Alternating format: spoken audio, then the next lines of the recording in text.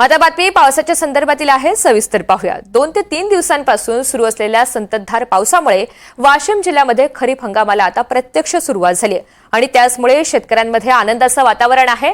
जमिनीला ओलावा मिळाल्यामुळे शेतकऱ्यांनी आता पेरणीची कामं हाती घेतली आहेत। जिल्ह्यामध्ये यंदा सुमारे 4 लाख हेक्टर क्षेत्रावर पेरणीचं उद्दिष्ट ठेवण्यात आलेलं आहे।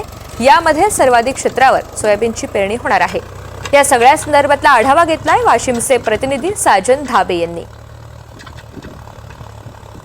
वाशिम जिल्ह्यात सुरू असलेल्या पावसामुळे खरीपाच्या पेरणी सुरुवात झालेली आहे।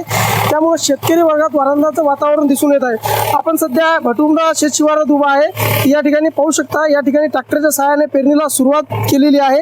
वाशिम जिल्ह्यात यंदा खरीप हंगामासाठी 4,05,180 हेक्टर क्षेत्रावर पेरणीचे नियोजन करण्यात आले आहे। यामध्ये सर्वाधिक भर जो आहे तो सोयाबीन पिकावर दिला जात असून 3,07,275 हेक्टर क्षेत्रावर फक्त सोयाबीनची पेरणी होणार आहे। जिल्ह्यातील अनेक भागात गेल्या काही दिवसापासून उष्णतेची तीव्रता जाणवत होती, मात्र 2 दिवसापासून झालेल्या पावसामुळे शेतीसाठी अनुकूल वातावरण निर्माण झालेलं आहे।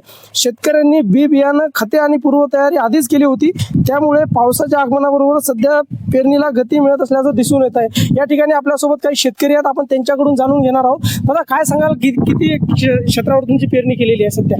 आता जवळपास 70-80% गावातली पेरणी झालेली आहे। किती म्हणजे कालपासून पेरण्या चालू आहेत ना। पाऊस पडलेला आहे, काय सांगाल? पाऊस आता चांगला पडलेला आहे, पेरणी जोगता पाणी झालेलं आहे। पेरणी सुरू आहे? हो, पेरणी सुरू आहे।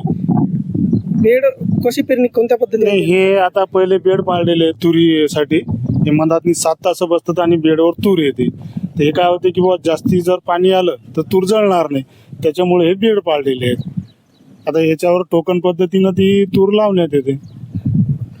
या ठिकाणी आपण बघू शकता, या ठिकाणी शेतकरी होते, यांनी सांगितलेलं आहे की सध्या या ठिकाणी शेतात पेरणी सुरू आहे आणि त्यांनी सध्या शेतामध्ये बेड पाडलेले आहेत आणि बेडमध्ये टोकन पद्धतीनं तूर सुद्धा लागवड केलेली आहे। साजन धाबे, NDTV मराठी, वाशिम।